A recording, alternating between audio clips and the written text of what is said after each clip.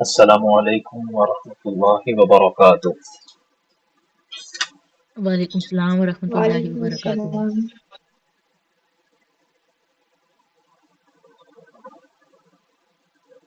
کیسے ہیں آپ سب؟ جی الحمدللہ سر، آپ کیسے ہیں؟ جی میں ٹھیک ہوں الحمدللہ۔ نحمده ونصلی علی رسوله الکریم، اما بعد۔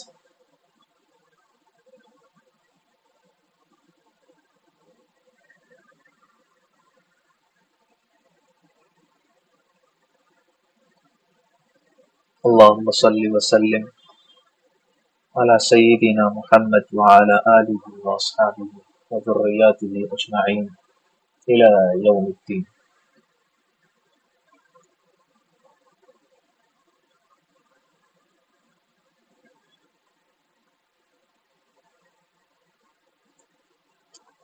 اب تک جتنی کلاسز گزری ہیں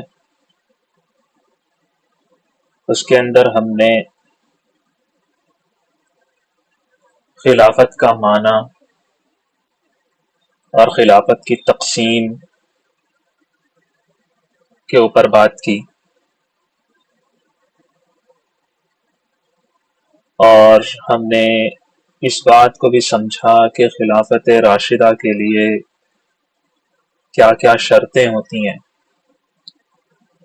اس کے بعد ہم نے یہ سمجھا کہ رسولوں کو بھیجا کیوں جاتا ہے اور کون رسول ہوتا ہے۔ رسول جسے کہا جاتا ہے اس کے پاس کیسی قوتیں اور کیسی طاقتیں اور کیسی صفات ہوتی ہیں جنہیں ہم نے کہا لوازم نبوت۔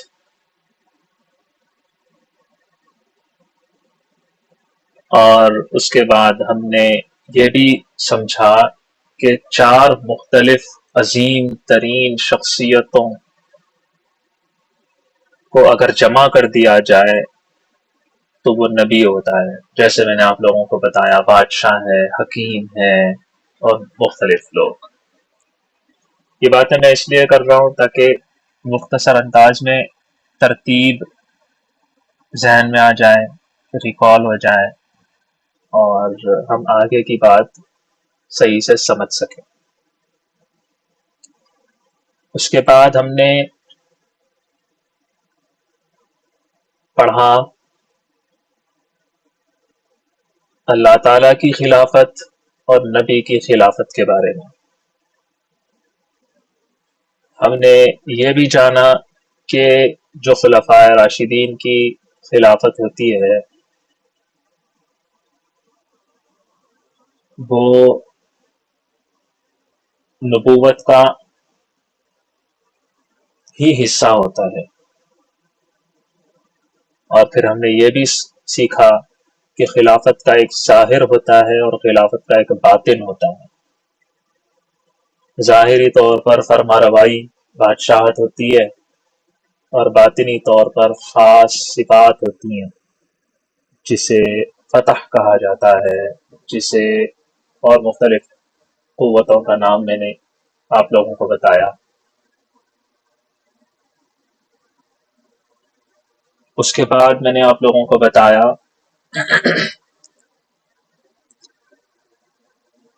کہ اب تک جتنی بھی باتیں ہوئی تھیں وہ سب کے سب ایک عام نبی اور اس کے خلیفہ خاص کے بارے میں تھی، یعنی ہر نبی اللہ تعالیٰ کا خلیفہ ہوتا ہے اور اس کا بھی ایک خلیفہ خاص ہوتا ہے۔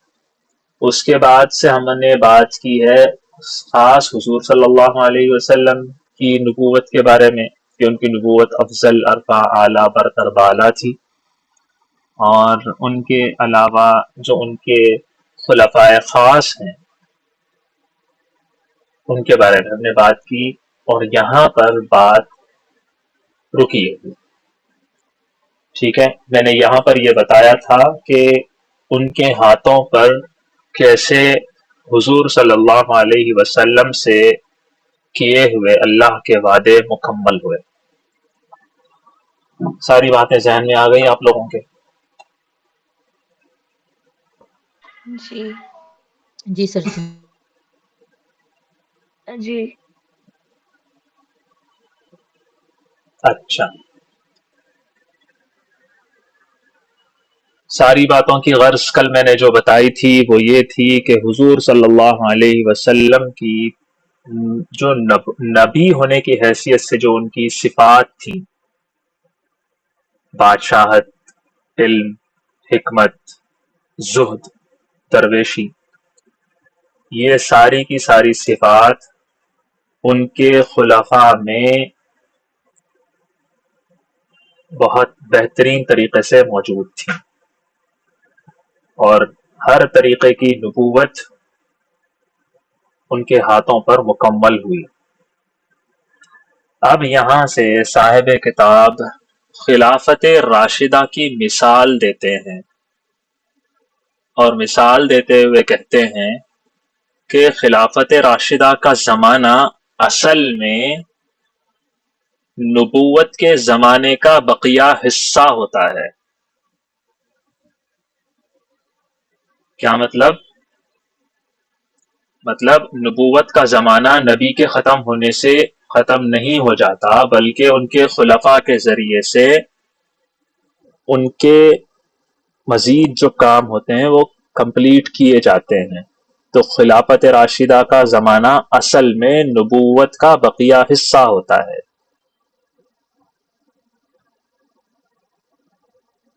مثال دیتے ہوئے خلافت راشدہ اور نبوت کے ربط کو انہوں نے دو مثالوں سے سمجھایا۔ انہوں نے کہا کہ دو مثالوں سے خلافت راشدہ کو اور خلافت راشدہ کے ساتھ نبوت کے ربط کو سمجھا جا سکتا ہے، دونوں کے کنیکشن کو۔ ایک مثال انہوں نے بانسری اور بانسری بجانے والے سے دی۔ یاد رکھیں، مثال ہوتی ہے بات سمجھانے کے لیے، بعینی ہی وہی ہے کہنے کے لیے نہیں ہوتی، ٹھیک ہے؟ بات سمجھانے کے لیے مثال دی جاتی۔ بات سمجھیں، خلیفہ راشد کی مثال بانسری کی طرح ہے کہ بانسری بجانے والا آواز کو بلند کرنے کے لیے، آواز میں خاص کیفیت اور شدت پیدا کرنے کے لیے بانسری کو اپنے منہ سے لگاتا ہے۔ تو اصل آواز کس کی ہوتی ہے؟ بانسری کی یا بانسری بجانے والے کی؟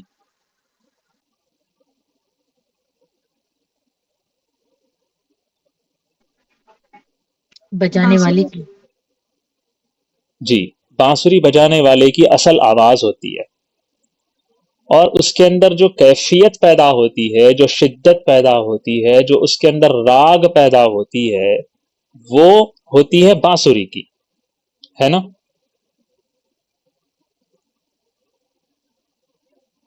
اسی طرح جو کام جی خلفائے راشدین کے ہاتھ پر پورے ہوئے ہوں وہ سب نبی ہی کی آواز تھے، نبی ہی کی بات تھی، نبی ہی کا کام تھا۔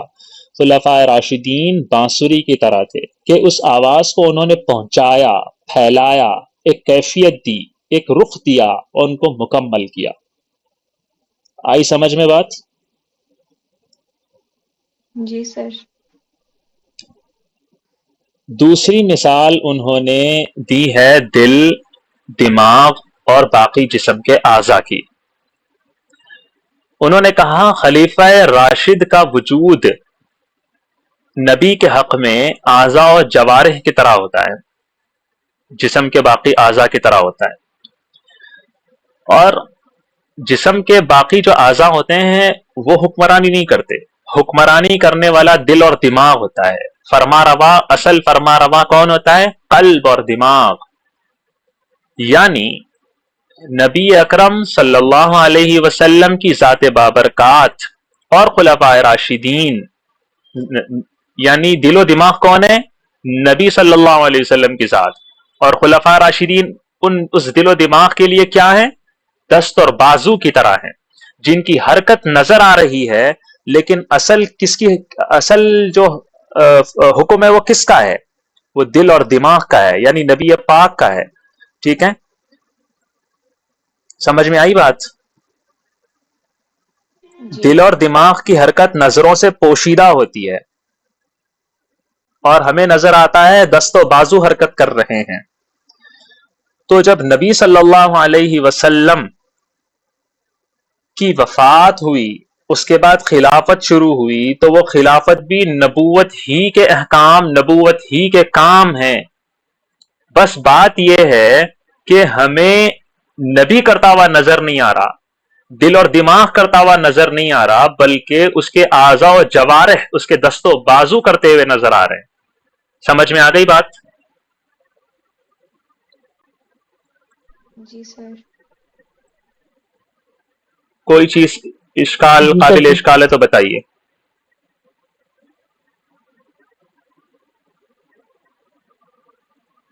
ان دو مثالوں کو انہوں نے بتایا، سمجھایا، اور اس کے بعد کہتے ہیں کہ زمانہ نبوت میں خود حضور صلی اللہ علیہ وسلم اپنی زبان مبارک سے صراحت اور وضاحت کرتے ہوئے کاموں کو بیان کرتے تھے، امور کو بیان فرماتے تھے. خود حضور زمانہ خلافت میں زبان نبوت، لسان نبوت خاموش ہے، اور نبوت کے اپنے ہاتھ، سر اور پاؤں کے ذریعے سے وہ اشارہ کر رہے ہیں. مثال کے طور پر حضور صلی اللہ علیہ وسلم اپنے زمانے میں خود زبان سے بولتے تھے صراحت کے ساتھ، اور خود کام کرتے تھے. زمانہ خلافت میں ایسا ہے جیسے حضور نے اپنی زبان خاموش کر لی اور اپنی انگلیوں کے اشاروں سے، اپنے ہاتھ پاؤں کے اشاروں سے کام کر رہے ہیں، بتا رہے ہیں، فرما رہے ہیں. آئی سمجھ میں بات؟ زمانہ خلافت میں لسان نبوت خاموش ہے، اور نبوت اپنے ہاتھ، اپنے پاؤں کے ذریعے سے اشارے کر رہی ہے، یعنی خلفاء راشدین کام کر رہے ہیں. اب جو نبی صلی اللہ علیہ وسلم کے حرکات و سکنات کو سمجھنے میں غلطی کرے گا، وہ اس کے سمجھنے کا قصور ہے نا؟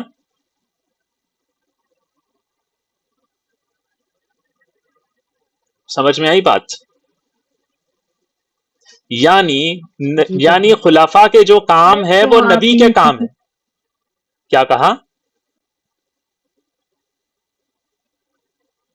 میں نے کہا کہ جو سیکنڈ پوائنٹ ہے آپ نے بتایا خلفائے راشدین کا، کہ اس میں نبی کریم صلی اللہ علیہ وآلہ وسلم کے جو دل و دماغ ہے وہ کرتے ہوئے نظر نہیں آ رہے، مینس کہ ان کے اعضاء کو ہم خلفائے راشدین سے مشابہ کریں گے. یہ تھوڑا مجھے پوائنٹ کٹ کے آواز سمجھ آئی، دوبارہ آپ بتا رہے. اچھا دیکھیں، یہاں پر باتیں سمجھانے کے لیے تمثیل کا راستہ اختیار کیا جا رہا ہے، حقیقت میں یہ نہیں کہا جا رہا. تشبیہ کا مطلب ایک چیز سے کمپیئر کر کے بتایا جا رہا ہے، جیسے نظر آ رہا ہوتا ہے ہاتھ پاؤں کام کر رہے ہیں، لیکن ہاتھ پاؤں کیا خود سے کام کرتے ہیں؟ نہیں، ہاتھ پاؤں کے پیچھے حکم چلتا ہے دل اور دماغ کا. دل کرتا ہے، دل کہتا ہے تو ہاتھ کام کرتا ہے، دماغ کہتا ہے تو پاؤں کام کرتا ہے، مطلب ہے نا، ایسا ہی ہوتا ہے.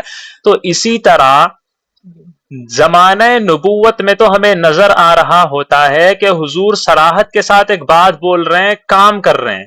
اور زمانہ خلافت میں ایسا ہوتا ہے جیسا کہ ہاتھ پاؤں کام کر رہے ہیں، اصل جو حکم چلا رہا ہے وہ نظر نہیں آتا، بس کام کون کر رہا ہے وہ نظر آتا ہے. کام تو ہوتا ہے، حکم تو ہوتا ہے دل اور دماغ کا، یعنی حضور صلی اللہ علیہ وسلم کا کام ہے، حضور صلی اللہ علیہ وسلم کی مرضی ہے، حضور صلی اللہ علیہ وسلم ہی کا قول ہے. لیکن وہ کرتا ہوا نظر کون آ رہا ہے؟ ان کا خلیفہ. بولتا ہوا کون نظر آ رہا ہے؟ ان کا خلیفہ. ٹھیک ہے؟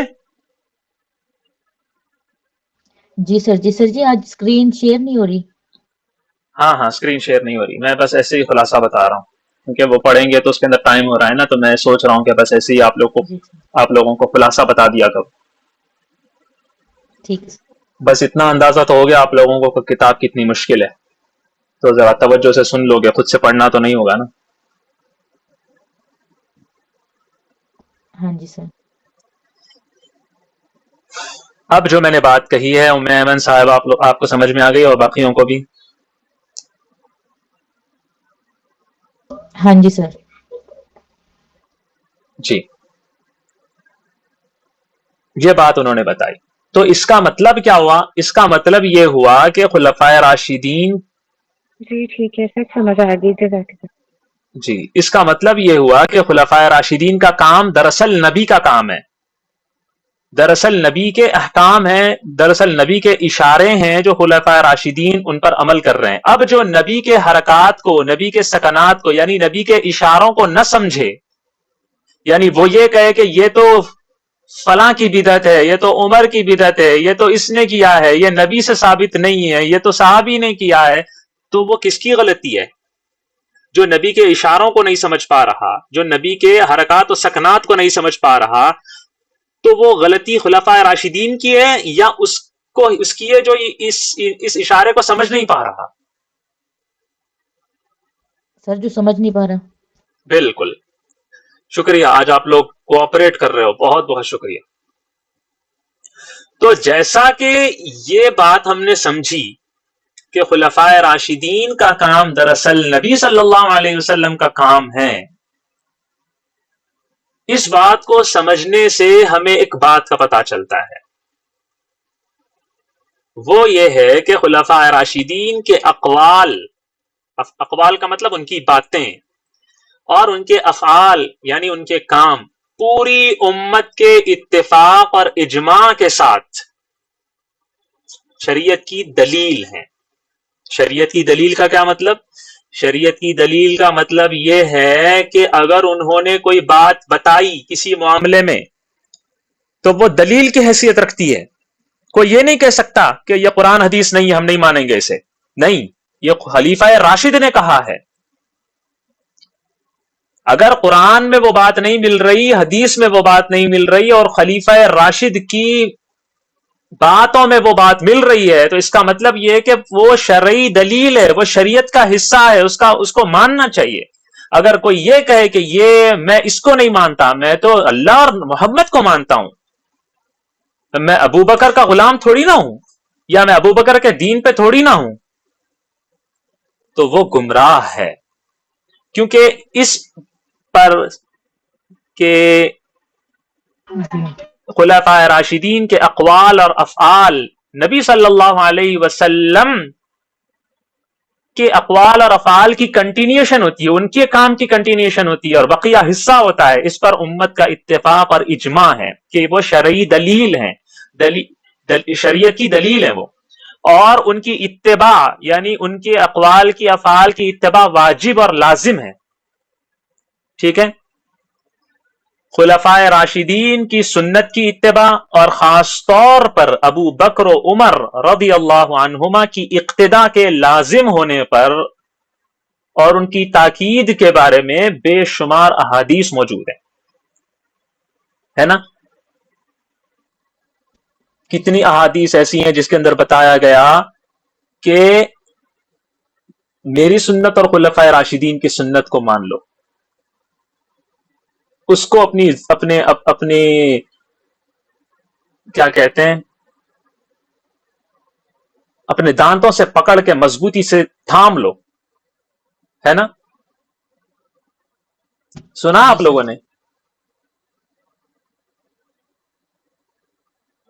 یہ دانتوں والی بات نہیں سنی بھی کہ دانتوں سے مت اسی سے پکڑ لو. اچھا نہیں، یہ تو ایک تعبیر ہے، دانتوں سے پکڑ لو. اصل میں نا جب آپ اس وقت انسان کو غور کریں کہ جب انسان نہ کسی چیز کو مضبوطی سے اپنے ہاتھوں میں پکڑنا چاہ رہا ہے، یوں سمجھ لیجئے ایک رسی ہے، اس کے ہاتھوں سے وہ چھوٹی جا رہی ہے، وہ نہ اپنے دونوں ہاتھوں سے اس کو پکڑ رہا ہے، کھینچ رہا ہے، اتنا کھینچ رہا ہے، لیکن اس کے ہاتھ سے وہ چھوٹی جا رہی ہے، اس کے پاؤں بھی نا پھسلے جا رہے ہیں. تو اس وقت کیا کرتا ہے؟ اپنے منہ کا استعمال کرتا ہے، اپنے دانتوں سے دباتا ہے اسے، ہے نا؟ تو حضور صلی اللہ علیہ وسلم نے بتایا کہ شریعت کو ایسے پکڑ لو جیسے کوئی رسی چھوٹ رہی ہو، اسے دانتوں سے دبا لیتے ہو نا، اتنی مضبوطی سے پکڑو. عضوا علیہا بالنواجذ، یہ الفاظ ہیں حضور کے. نواجذ کہتے ہیں وہ دانتوں کو جس سے انسان پکڑتا کھینچتا ہے مضبوطی سے.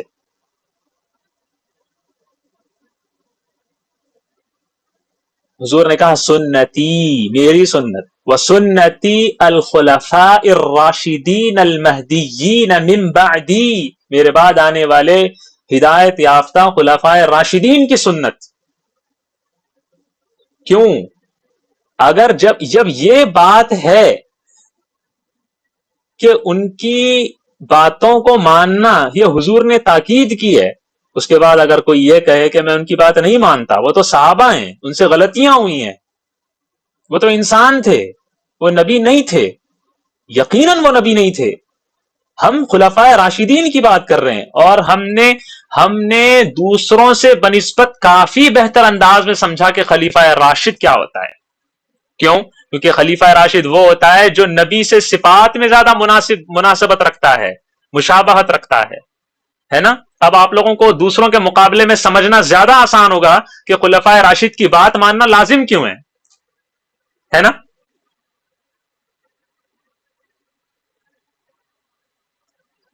جی سر۔ میں یہ سمجھتا ہوں آپ لوگوں کے سامنے موجودہ زمانے میں ہونے والے اعتراضات کو بھی پیش کرنا چاہیے، تب آپ لوگوں کو سمجھ میں آئے گا کہ یہ جو میں باتیں بول رہا ہوں اس کی حقیقت کیا ہے۔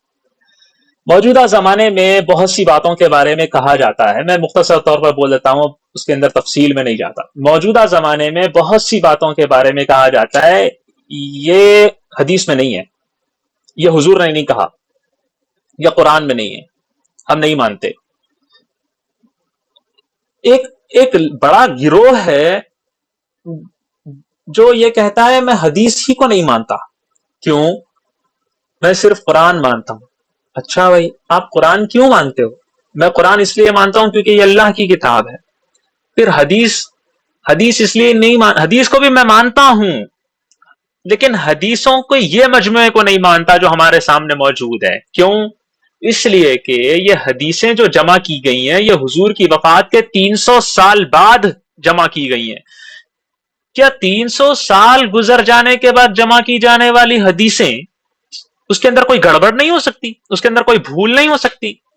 میں کیسے مان لوں؟ تو اب اس کے اوپر بہت ساری باتیں ہیں، اس کے اوپر ایک ایسی زبردست بات ہے کہ اگر ہم وہ بات آپ لوگوں کے سامنے پیش کر دیں تو آپ لوگوں کو کبھی اس طرح کا اعتراض نہیں ہوگا۔ ایک نہیں، بے شمار کتابیں اس کے اوپر لکھی ہوئی ہیں۔ میں بس بتانا یہ چاہ رہا ہوں، اس طرح صحابہ سے متعلق بدگمانی ہوتی ہے کہ صحابہ نے بددیانتی کی ہے، صحابہ کو عام انسان سمجھا جا رہا ہے، خصوصاً خلفائے راشدین کو، جن کی چیزوں پر، جن کی باتوں پر اعتماد نہیں ہو رہا، اور یہ کہا جا رہا ہے کہ یہ تو ان کی بدعت تھی، یہ تو انہوں نے شروع کیا تھا، یہ نبی صلی اللہ علیہ وسلم کے زمانے میں تھی ہی نہیں۔ اگر نبی صلی اللہ علیہ وسلم کے زمانے میں نہ ہو اور وہ خلفائے راشدین کے زمانے میں ہو اور خلفائے راشدین نے اس کو جاری کیا ہو، تو تم کون ہوتے ہو اس کو بدعت کہنے والے، جبکہ حضور نے اسے سنت کہا ہے؟ سمجھ میں آ رہی ہے باتیں؟ تو ایسے اعتراضات کو سمجھنے کے لیے، اور یقین جانیے یہ میں آپ لوگوں کو جو پڑھا رہا ہوں یہ اصول ہے، یہ قواعد ہیں، اگر آپ نے ان قواعد کو صرف اچھے سے سن لیا اور ذرا سا سمجھ لیا اور آئندہ بھول گئے، جب آپ کے سامنے کوئی فتنہ آئے گا یا کوئی فتنہ پرور بات آئے گی نا، تو آپ کا ذہن ایسے نکال کے اس بات کو پھینکے گا جو میں نے کسی وقت کہی تھی، اور آپ کہو گے کہ یہ فتنہ ہے، نکالو اس کو یہاں سے۔ یہ ہے اس کی طاقت اور قوت۔ تو اس کو غور سے سنو اور سمجھو، ٹھیک ہے؟ میں آپ کو ایک ایک چیز کے بارے میں نہیں کہہ رہا یہ فتنہ ہے، یہ بات ہوتی ہے، آگے ایسے ہوگا، مجھے بھی نہیں پتا، لیکن میں آپ کو کچھ رولز بتا رہا ہوں۔ دیکھو یہ چیزیں ہیں، اگر ان کو یاد رکھ لو گے، ذہن میں اس کو ایک بار سمجھ کے رکھ لو گے، تو آئندہ آپ لوگ بہت ساری گمراہیوں سے بچو گے انشاءاللہ تعالی۔ جی ہاں۔ اب ہم بات کرتے ہیں آگے، بات ہے خلفائے راشدین کے اقوال اور افعال شرعی دلیل کیسے ہیں۔ پہلے ہم نے تھوڑا سا بتا دیا تمہیدی طور پر، اب اس کو بتانے کے لیے ایک آیت پڑھتا ہوں میں۔ اعوذ باللہ من الشیطان الرجیم، وعد اللہ الذین آمنوا منکم وعملوا الصالحات ليستخلفنهم في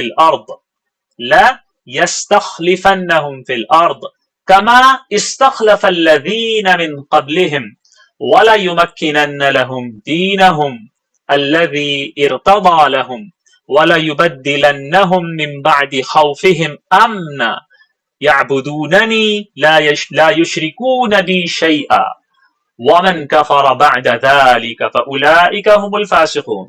سورہ نور کی آیت نمبر 55 ہے یہ. اس کا ترجمہ غور سے سنیے.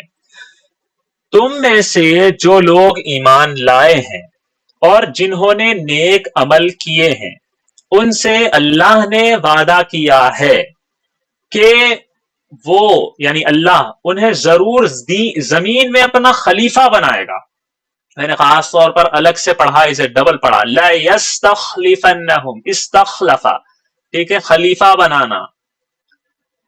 اللہ تعالیٰ نے ایمان والوں اور نیک اعمال کرنے والوں سے وعدہ کیا کہ وہ ضرور ان سے وعدہ کر رہا ہے کہ وہ انہیں ضرور زمین میں خلیفہ بنائے گا, جس طرح ان سے پہلے لوگوں کو بنایا تھا. یعنی ان سے پہلے لوگوں کو بھی خلیفہ بنایا تھا, اور ان کے لیے اس دین کو ضرور اقتدار بخشے گا جسے ان کے لیے پسند کیا ہے, جسے ان کے لیے ان کے دین کو پسند کیا ہے, ٹھیک ہے.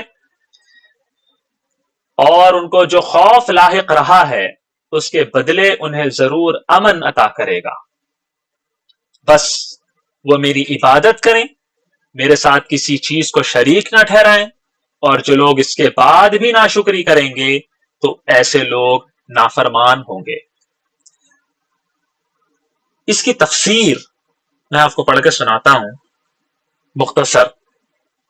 مکہ مکرمہ میں صحابہ کرام نے کفار کے ظلم و ستم کا سامنا کیا تھا. آیت میں نے کون سی بتائی؟ سورہ نور کی آیت نمبر 55. مکہ مکرمہ میں کفار کے ظلم و ستم کا سامنا کیا تھا کس نے؟ صحابہ نے. اور جب وہ ہجرت کر کے مدینہ منورہ آ گئے تو اس کے بعد بھی کافروں کی طرف سے ہر وقت حملوں کا خوف رہتا تھا, ہر وقت جنگی ماحول رہتا تھا. اس موقع پر ایک صاحب نے حضور اکرم صلی اللہ علیہ وسلم سے پوچھا کہ کیا کوئی ایسا وقت بھی آئے گا کہ ہم ہتھیار کھول کر, یعنی ہتھیار ہمیشہ باندھ کے رکھتے تھے, ہتھیار کھول کر چین سکون کے ساتھ رہ سکیں گے, کوئی ایسا وقت بھی آئے گا؟ اس کے جواب میں حضور اکرم صلی اللہ علیہ وسلم نے فرمایا کہ بہت جلد وہ وقت آنے والا ہے.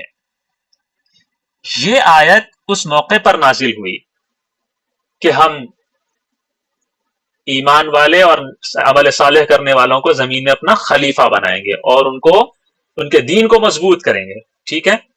اور اس میں پیشن گوئی بھی فرمائی گئی کہ حضرت صلی اللہ علیہ وسلم اور صحابہ کو زمین پر اقتدار حاصل ہونے والا ہے. چنانچہ کیا ہوا؟ اس وعدے کے مطابق, یعنی اللہ تعالیٰ کے اس وعدے کے مطابق حضور صلی اللہ علیہ وسلم ہی کے زمانے میں پورا جزیرۃ العرب اسلام کے جھنڈے تلے آ چکا تھا, اور خلافت راشدہ کے دور میں اسلامی حکومت کا دائرہ تقریباً آدھی دنیا تک وسیع ہو گیا تھا, ہے نا. تو یہ وعدہ پورا ہوا یا نہیں ہوا؟ اس آیت کو اس آیت کو آیت استخلاف کہتے ہیں. اس آیت کو کیا کہتے ہیں؟ آیتوں کے بھی نام ہوتے ہیں. آیت استخلاف. جی ہاں, جی سر. یعنی وہ آیت جس میں اللہ تعالیٰ نے خلافت کا وعدہ فرمایا ہے, خلافت کا وعدہ جس میں ہے اس آیت کو آیت استخلاف کہتے ہیں.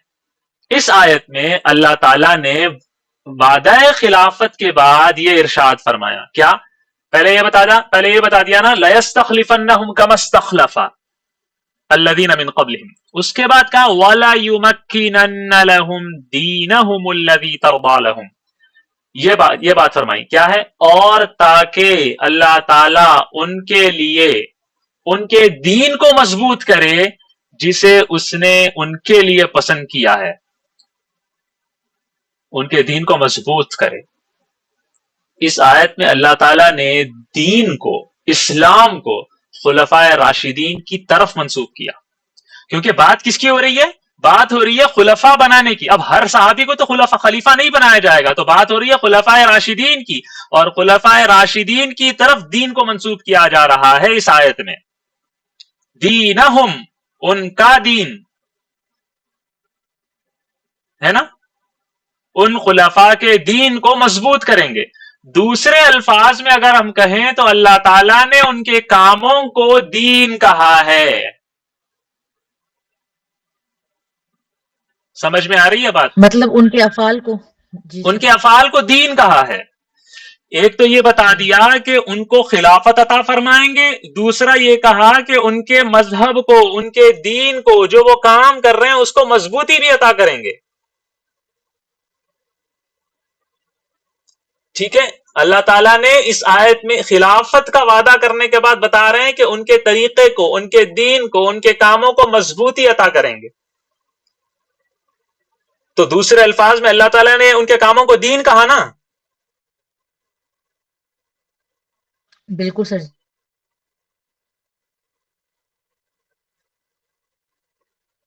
جو ان خلفاء کے ہاتھوں ظاہر ہوں گے وہ کام، ان کو اللہ تعالیٰ نے دین کہا ہے. اور سنیں مزے کی بات، میں نا آپ لوگوں کے سامنے وہ آیت ہی بتا دیتا ہوں. جی وعد اللہ تعالیٰ نے وعدہ کیا، الذین آمنوا منکم وعملوا الصالحات، جو ایمان لائے تم میں سے اور انہوں نے نیک کام عمل کیے. لَيَسْتَخْلِفَنَّهُمْ فِي الْأَرْضِ كَمَا اسْتَخْلَفَ الَّذِينَ مِنْ قَبْلِهِمْ، تم میں سے پہلے جیسے اللہ تعالیٰ نے خلیفہ بنایا ویسے تمہیں بھی زمین میں خلافت عطا کریں گے. اور کیا کریں گے؟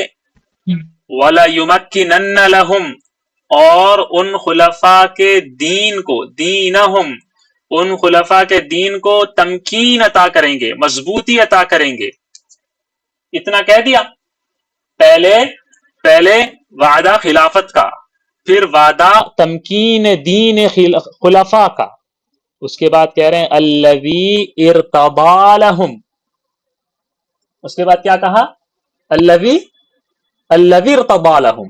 یہ فرما کر اللہ تعالی نے بتا دیا کہ وہ دین، خلفاء کا دین اللہ تعالیٰ کا پسندیدہ بھی ہے.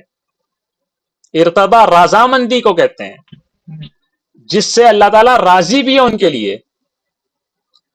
ٹھیک ہے، پہلے اللہ تعالیٰ نے کہا دینہم وَلَيُمَكِّنَنَّ لَهُمْ دِينَهُمْ، اللہ تعالیٰ ان کے دین کو مضبوطی بھی عطا کرے گا، یہ بھی وعدہ ہے. اس کے بعد کہا الذی ارتضی لہم، یہ فرما کر اللہ تعالیٰ نے اپنی پسندیدگی کو بھی بیان کیا. یہ اس بات کی صراحت کے ساتھ، دیکھیں قرآن میں صراحت کے ساتھ دلیل ہے کہ خلفاء راشدین کے اقوال افعال دین کا حصہ ہیں اور اللہ تعالیٰ کے نزدیک پسندیدہ ہیں. ایسا ہے یا نہیں؟ ہاں جی سر. آ گئی سمجھ میں بات جی سب کو؟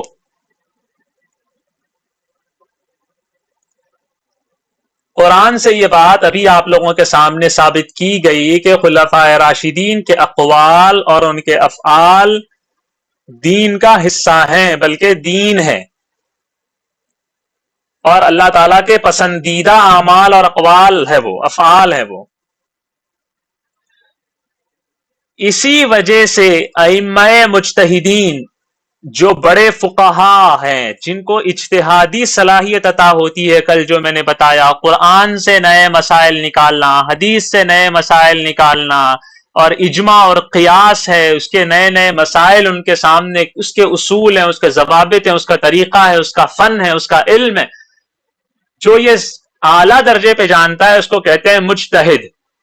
تو جو ائمہ مجتہدین ہیں، جو مجتہدین امام ہیں، ان کے نزدیک بھی خلفاء راشدین کے اقوال، ان کے افعال شریعت کی دلیل ہیں، اور اسی وجہ سے وہ ان کو یعنی خلفاء راشدین کے اقوال اور افعال کو قیاس پر مقدم رکھتے ہیں. یعنی اگر کوئی مسئلہ پیش آ جائے تو سب سے پہلے دیکھا جائے گا اس کا حل قرآن میں، اگر قرآن میں نہ ملا تو اس کا حل دیکھا جائے گا حدیث میں، اور اگر حدیث میں اس کا حل نہ تلاش کیا جا سکا تو پھر دیکھا جائے گا صحابہ کے، خلفاء راشدین کے اقوال اور ان کے افعال میں کہ انہوں نے کیا کیا، انہوں نے کچھ کہا اس معاملے میں. اور اگر صحابہ کے زمانے میں بھی وہ نہیں مل رہا، صحابہ کے اقوال اور افعال میں بھی وہ نہیں مل رہا خلفاء راشدین کے، تو پھر دیکھا جائے گا قیاس کر کے قرآن اور حدیث میں. تو قیاس کا نمبر بعد میں ہے. سمجھ میں آئی بات؟ ہاں جی سر. ہاں یہ ہے بات. اور اس کی وجہ کیا ہے؟ ایسا کیوں ہے؟ ہم ایسا کیوں کہہ رہے ہیں کہ خلفاء راشدین کو کہ اقوال اور افعال کو دین کہا گیا، خلفاء راشدین کو اتنی اہمیت حاصل ہے؟ اس کی وجہ یہی ہے کہ خلفاء راشدین ان صفات فاضلہ یعنی اونچی صفات کے ساتھ متصف تھے جو صفات اللہ تعالیٰ کے مقربین اور کاملین اور انبیاء و مرسلین کے ساتھ مخصوص ہیں. وہ صفات ان کو حاصل ہیں، وہ علم و حکمت، وہ فہم و فراست، وہ حسن معاملہ، وہ حسن عبادت اور وہ افعال اور وہ صفات جو حضور صلی اللہ علیہ وسلم کی تھی اس کا نمونہ ہے. وہ ان حضرات کی احتیاط کرنے کی طاقت، صلاحیت، شجاعت، سیاست اور اپنے رعایا کی مزاج شناسی، یہ وہ صفات تھی جس سے حکومت اور سلطنت حاصل ہوتی ہے اور اس حکومت اور سلطنت چلتی ہے. یہ سب صفات ان کی ایسی بے مثال تھی جس کی مثال پیش کرنے سے دنیا آج تک عاجز ہے.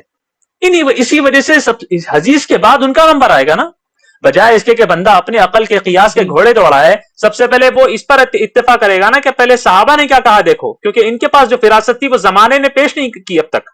ان کے پاس جو عدالت تھی، ان کے پاس جو علم و حکمت تھی وہ دوسروں کے پاس نہیں تھی. تو سب سے پہلے کس کو دیکھا جائے گا؟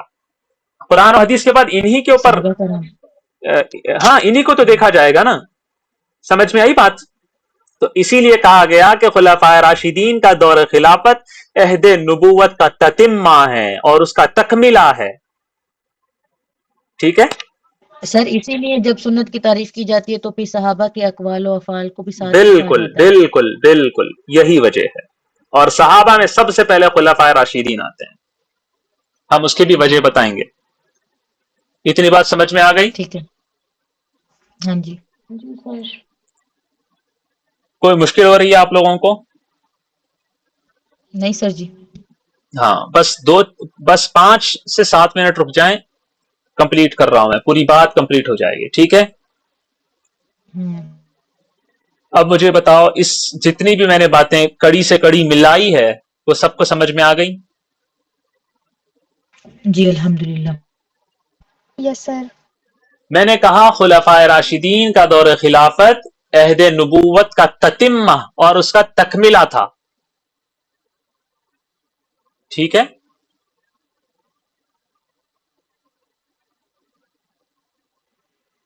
یہ جو آپ نے ابھی ورڈ بولا تے والا، اس کا مطلب کیا ہوتا ہے؟ تتمہ کا مطلب کمپلیشن. ٹھیک ہے. تکمیلہ کا مطلب بھی وہی ہے، یعنی نبی صلی اللہ علیہ وسلم کے دور کے بعد صحابہ کا دور آئے گا، یہ دونوں کڑیاں ملے گی تو وہ کمپلیٹ ہوگا. مطلب اس کا ایک پارٹ ہے وہ.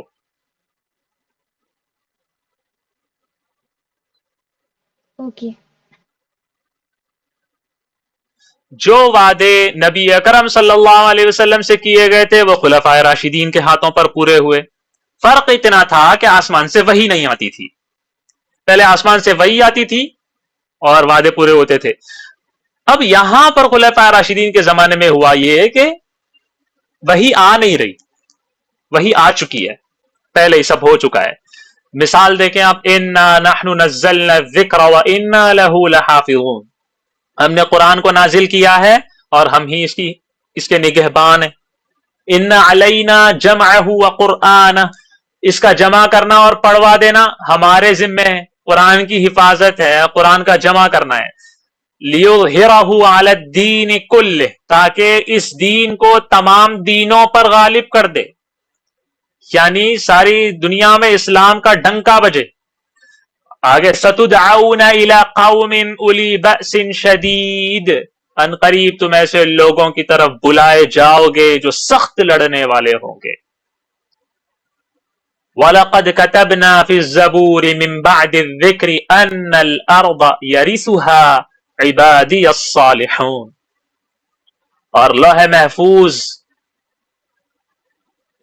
کے بعد سب آسمانی کتابوں میں یہ بات، لوح محفوظ کے بعد سب آسمانی کتابوں میں اللہ تعالیٰ یہ لکھ چکے ہیں. ہاں، وَلَقَدْ كَتَبْنَا فِي الزَّبُورِ مِن بَعْدِ الذِّكْرِ، ذکر سے مراد یہاں لوح محفوظ ہے. لوح محفوظ کے بعد آسمانی کتابوں میں اللہ تعالیٰ یہ بات لکھ چکے ہیں, کتبنا, ہم لکھ چکے ہیں کہ ان الارض, کہ زمین کے مالک, یریثھا, وارث ہوں گے, اس کے مالک بنیں گے, عبادی الصالحون, میرے نیک بندے. یعنی میں نے اوپر سے جو آیت پڑھی قرآن کی حفاظت کے تعلق سے, قرآن کے جمع کے تعلق سے, یعنی حفاظت قرآن, غلبہ اسلام, فتح روم و فارس اور روئے زمین کی وراثت اور اقتدار اعلیٰ, یہ سارے کے سارے وعدے جو حضور صلی اللہ علیہ وسلم سے کیے ہوئے تھے یہ خلفائے راشدین کے ہاتھوں پر پورے ہوئے ہیں. آئی سمجھ میں بات؟ آیتوں کے ساتھ پڑھ پڑھ کے سنا رہا ہوں میں آپ لوگوں کو. ہاں جی جی سر. بتایا گیا کہ ایسی قوم کی طرف بلایا جائے گا تم جو بہت سخت لڑنے والے ہوں گے. روم و فارس کیسی جنگی طاقتیں, قوتیں تھیں, ہے نا. کب لڑے وہ؟ صحابہ کے زمانے میں, خلفائے راشدین کے زمانے میں.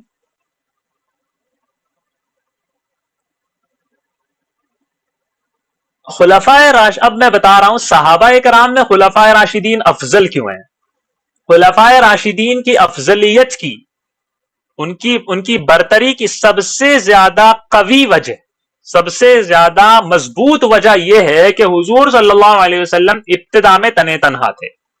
اللہ تعالیٰ کا جو ارادہ تھا, کون سا ارادہ؟ دین کے غالب کرنے کا, وہ پہلے ہی طے ہو چکا تھا. یعنی اللہ تعالیٰ نے ازل میں لکھ دیا تھا کہ میں جو ہے یہ دین بھیجوں گا اور یہ دین جو ہے غالب ہوگا. لیکن دین غالب ہونے کے لیے کچھ اسباب بھی ہوں گے نا, کیونکہ دنیا دار الاسباب ہے. تو عالم اسباب میں, اسباب کی دنیا میں حق تعالی شانہ نے اس غلبے کی صورت کیا پیدا کی؟ خلفاء کے دلوں میں نبی صلی اللہ علیہ وسلم کی مدد, نصرت, حمایت کی ایک خاص تداعیہ اور ایک خاص جذبہ ان کے دل میں پیدا فرما دیا. یعنی ابو بکر و عمر و عثمان و علی کے دل میں. ٹھیک ہے. اور جب دین اسلام غربت کی حالت میں تھا, یعنی اجنبی والی صورتحال میں تھا, اسرت کی حالت میں تھا, یعنی تنگی کی حالت میں تھا, تو اس وقت انہوں نے ہی جان, مال, تبلیغ, دین کی نشر و اشاعت, جہاد اور مناظرے کے ذریعے سے دین اور رسول اللہ صلی اللہ علیہ وسلم کی مدد کی تھی. اور ان سب کاموں میں سارے لوگوں سے آگے بڑھ گئے تھے. تو ان کی افضلیت ہوگی نا, ہوگی یا نہیں ہوگی؟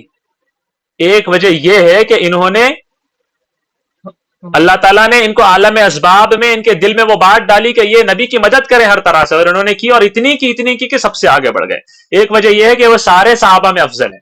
دوسری سب سے بڑی دلیل ان کی افضلیت کی یہ ہے کہ حضور صلی اللہ علیہ وسلم اور امت کے درمیان میں یہ واسطہ ہیں, یہ ہے ذریعہ جو حضور کا تعارف کروا رہے ہیں دوسروں امت کے ساتھ, ہے نا. قرآن اور حدیث کی ترویج اور اس کی اشاعت کی سب سے زیادہ بہترین طریقے سے کس نے اس کی ترویج کی؟ بتائیں. صحابہ نے کی ہے. قرآن و حدیث کی ترویج میں سب سے آگے یہ رہے. عرب و عجم میں دشمنان اسلام سے جہاد کرنے اور اس کا اور کیا کہتے ہیں اسلام کا پرچم بلند کرنے میں سب سے زیادہ آگے یہ رہے. یہ دو وجہ ہیں جس کی وجہ سے صحابہ کرام میں خلفائے راشدین کی سب سے زیادہ دلیل, سب سے زیادہ افضل ہونے کی دلیل ہے. مزید ہم دلیلیں اور بھی پیش کریں گے انشاءاللہ. یہ مختصر تمہیدی باتیں ہیں. آگے بہت ایسی دلیلیں ہیں, آگے کتاب میں ایسی دلیلیں ہیں.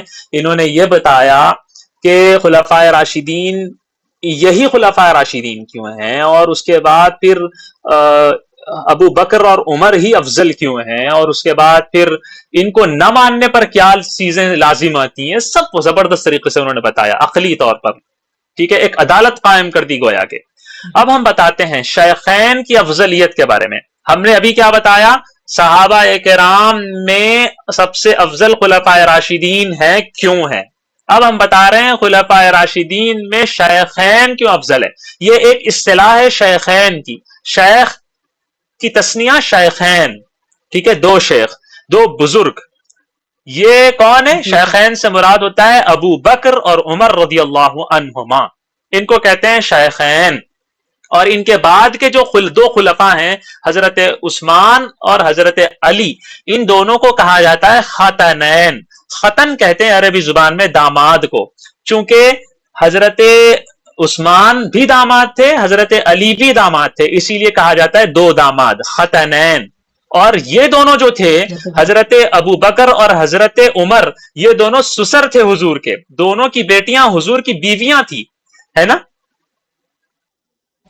واو، جی سر، جی، تو ایک تو ان کو باپ کا بھی مقام حاصل ہے اور ان دونوں کو جی بیٹوں کا سر، مقام حاصل ہے۔ خیر، شیخین کہتے ہیں ابو بکر و عمر رضی اللہ عنہما کو۔ تو چاروں خلفاء میں دو خلفاء پہلے جو ہیں شیخین، ان کو زیادہ افضلیت کیسے پتا چلے گی؟ مختصر طور پر سن لیجئے، ان کی افضلیت کی سب سے زیادہ بہترین اور واضح دلیل حضرت علی کی احادیث ہیں۔ ہائے ہائے ہائے، حضرت علی کی وہ احادیث ہیں جو کئی صحیح سندوں اور متواتر سندوں کے ساتھ مروی ہے۔ متواتر کا مطلب ہر زمانے میں کافی لوگ رہے ہیں اس کو روایت کرنے والے۔ انہوں نے کوفہ میں جی منبر سر، پہ کھڑے ہو کر ان کے عہد خلافت میں وہ فرمایا کرتے تھے، امت میں سب سے بہتر ابو بکر اور اس کے بعد عمر ہے۔ یہ ان کے اقوال ہیں۔ کئی بار انہوں نے منبر پہ کھڑے ہو کے کوفہ میں اپنی خلافت کے مرحلے میں انہوں نے بتایا، یعنی ان کو خوف بھی نہیں تھا اس وقت کہ ابو بکر و عمر مجھے جان سے مار دیں گے۔ گویا کہ کچھ لوگ کہتے ہیں نا ڈر کی وجہ سے خاموش ہو گئے، فلاں چنا، الٹی سیدھی حرکتیں، آگے ہم ساری چیزیں سنیں گے۔ تو جب وہ لوگ مر چکے ہیں اور یہ بندہ بادشاہ اور خلیفہ ہے، اس وقت منبر پہ کھڑے ہو کے کہہ رہا ہے کہ پوری امت میں سب سے بہتر ابو بکر اور عمر ہیں۔ اس کا مطلب یہ ہے کہ نبی صلی اللہ علیہ وسلم کے بعد اس امت میں سب سے افضل حضرت علی کی نگاہ میں حضرت ابو بکر ہیں، اور حضرت ابو بکر کے بعد حضرت علی کی نگاہ میں پوری امت میں سب سے افضل حضرت عمر ہے۔ یعنی خلافت کا زیادہ حق سب سے پہلے نبی کے بعد جس کو حاصل ہونا چاہیے تھا وہ یہ دونوں ہیں۔ آئی سمجھ میں بات؟ جی سر، ہاں جی، جی بالکل۔ کمپلیٹلی اچھی باتیں سمجھ میں آ گئی ساری؟ جی سر، جی الحمدللہ، کافی ہے اتنا آج کے لیے؟ جی سر، کافی ہے۔ اللہ اکبر جی کبیرہ۔ کچھ پوچھنا ہے تو مجھ سے پوچھئے، کسی قسم کا اظہار ہے تو مجھ سے کریے۔ سر جو جی فرمائیے۔ میں نے کہا کہ جو شیخین ہیں حضرت بکر اور عمر کو کہا جاتا ہے کیونکہ ایک طرح سے وہ نبی کریم صلی اللہ علیہ وآلہ وسلم ان کے داماد بھی تھے۔ نہیں، اور آپ نے دوسرا لفظ جو فرمایا وہ دوبارہ بتائیے۔ خا تا اور اور نون۔ داماد حضرت علی اور حضرت عثمان نبی کریم صلی اللہ علیہ وسلم کے تھے۔ آپ نے یہ تھوڑا مکس ہو گیا ہے، آپ بتا دیں۔ اچھا اچھا اچھا، دیکھیں شیخ کہنے کا مطلب یہ نہیں ہے کہ وہ سسر اور باپ کے درجے میں اس لیے ان کو شیخ کہہ دیا گیا، نہیں، ایک وجہ یہ بھی ہو سکتی ہے، لیکن اصل وجہ یہ ہے کہ وہ پوری امت نبی کے بعد سب سے بزرگ ہیں۔ شیخ کہتے ہیں اصل میں بزرگ کو، بزرگ کا مطلب جس کی صفات اعلیٰ ہوں، اونچے ہوں، ٹھیک ہے؟ پوری امت میں سب سے بزرگ، جی سب سے اونچے لیکن مرتبے آپ نے والے۔ جی فرمائیے۔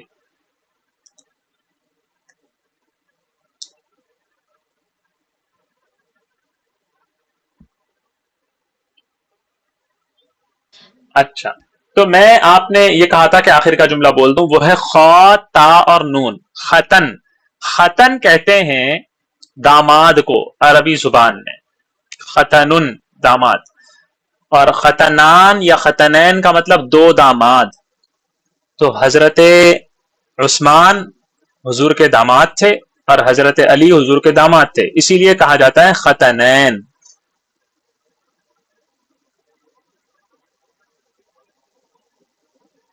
جی ٹھیک ہے سر، کلیئر ہو گیا۔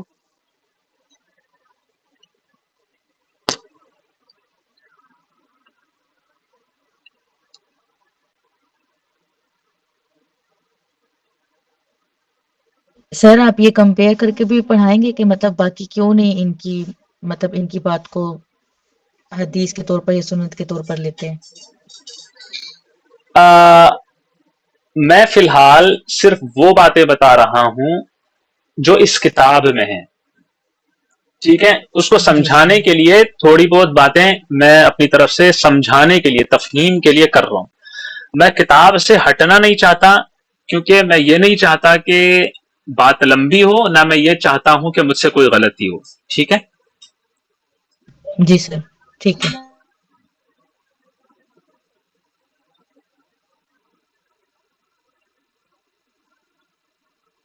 کیونکہ ذرا سا میں اس میں ڈھیل چھوڑوں گا تو باتیں اتنی لمبی ہو جائیں گی کہ سیرا پکڑنا مشکل ہو جائے گا. یہ ایسی باتیں ہیں. ہاں ایسا ہی ہے.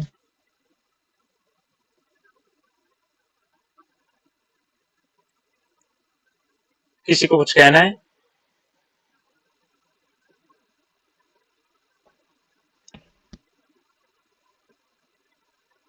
نہیں سر جی. آپ نے آج تھوڑا نہیں پڑھایا ہے سر؟